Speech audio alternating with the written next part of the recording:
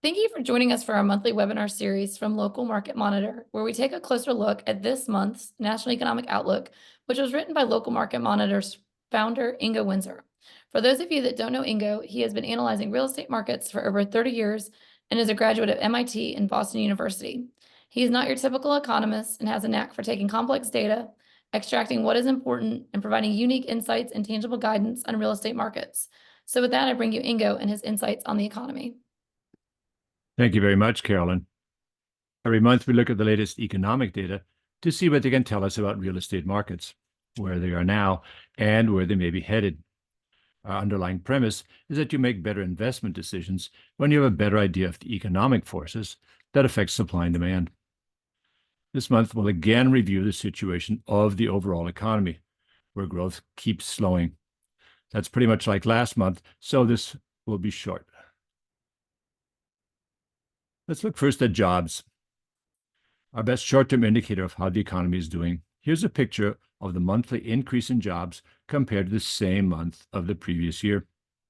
After regaining many of the jobs lost during the pandemic, the rate of increase has steadily slowed and is now just 1.5%.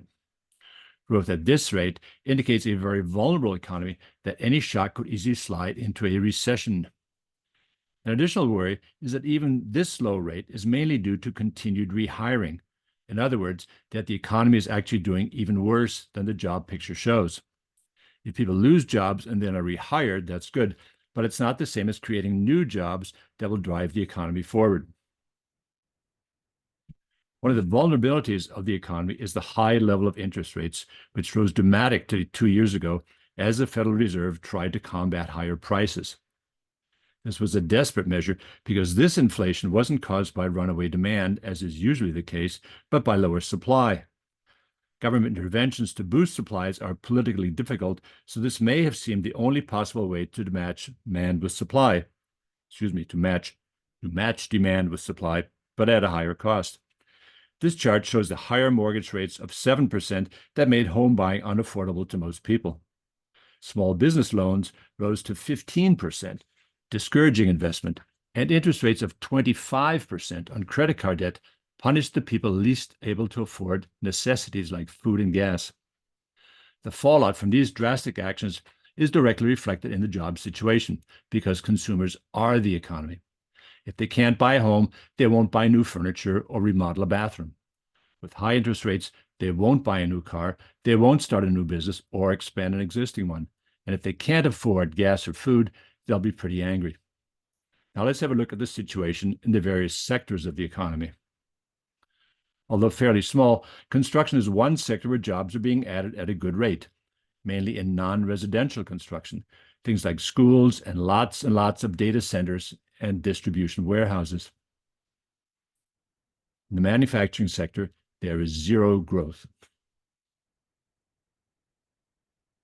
We also seem to be heading to zero growth in the finance sector, where the recent surge in mortgage lending is now over. The retail sector, which includes online retailers, is adding jobs at a very modest rate. The long period of restaffing at restaurants after the pandemic shutdowns is finally over.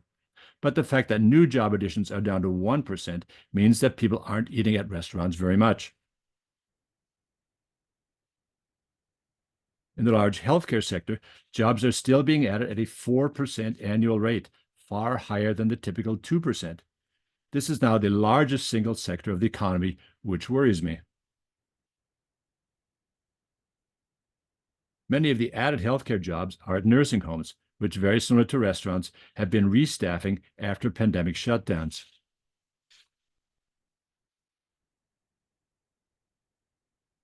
Another area of strong job growth in healthcare is for home health services.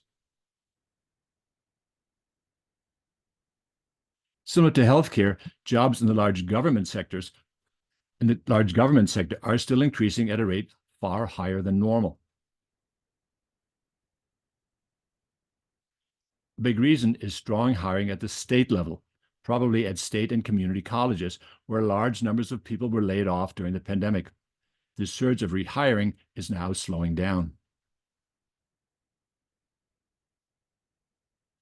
Our best guess of actual economic activity comes from the large business services sector, which provides services that all other businesses need. It's currently adding jobs at less than 0.5% a year. One reason is the continued firing of temporary workers, anything from receptionists to software engineers. Companies add such contract workers when they see new opportunities, but apparently they don't. What does this mean for the housing market?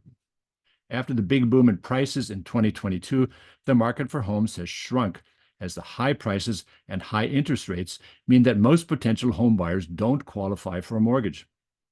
Home prices are so high that they won't come down very quickly. In 2025, with lower interest rates, they'll come down somewhat in some markets, but remain flat in others.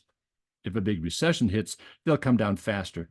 But the process of matching home prices to local incomes will take years.